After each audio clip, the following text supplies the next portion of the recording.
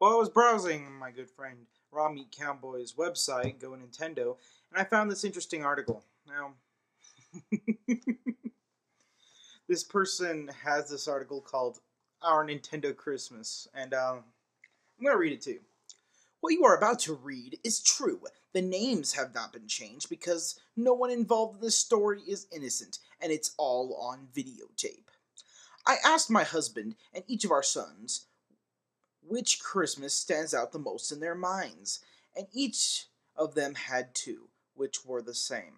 But all of us felt that this was the Christmas memory that stood out the most for each of us. Let me preface this by saying both sets of our children's grandparents always asked for a list of Christmas gift ideas for our sons, which included sizes, color preferences, and brands, plus suggestions for toys. It was tricky sometimes to avoid duplications, but fortunately, that never happened.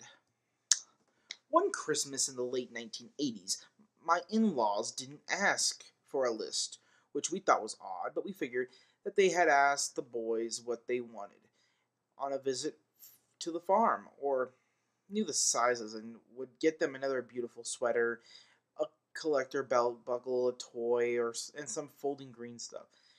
Little did any of us know what was coming. After the five of us had opened our Christmas gifts at home, after the five of us had opened gifts at home that Christmas morning, we headed to Pete's to spend the rest of the day with my husband's family at his brother's home, following a delicious noon meal.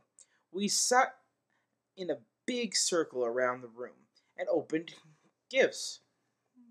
We usually let the young people open gifts first. After they'd opened all their Christmas gift presents, someone put a large box in the middle of our floor. Our three sons that it was theirs and they needed to open it together. Bob's brother had a video camera. Going as Greg, Brian, and Doug into that box, our sons could hardly contain their excitement as the realization hit them that the picture on the box, what was really inside, contained a Nintendo machine, which hooked up to a TV so the boys could play video games. Suddenly, Brian, in his useful but arrogant exuberance, yelled loudly, "Wow! A Nintendo! Just what Mom and Dad said we could never have!" The room went silent as a tomb for about 5 seconds. Then my father-in-law nudged his wife with his elbow and muttered, "See, I told you we should have asked."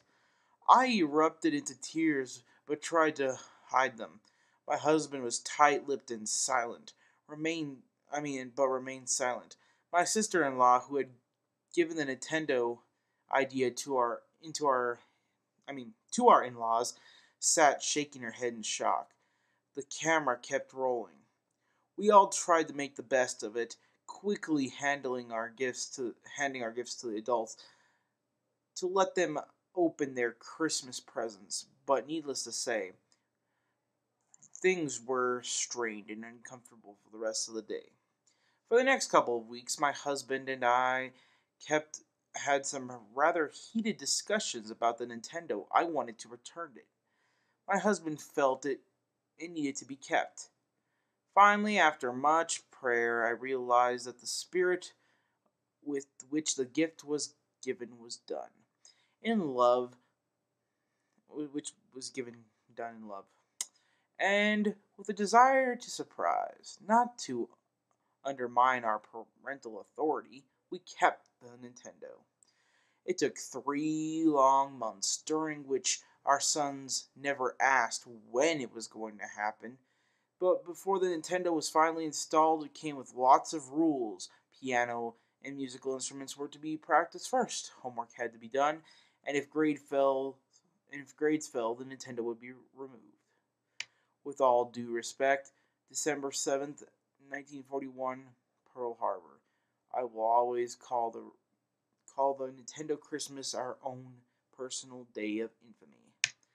May you all have a Merry Christmas. Damn.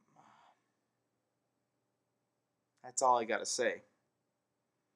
I'd like to hear your guys' impressions. Leave comments. I'll link the article on the side in case you don't believe this is real.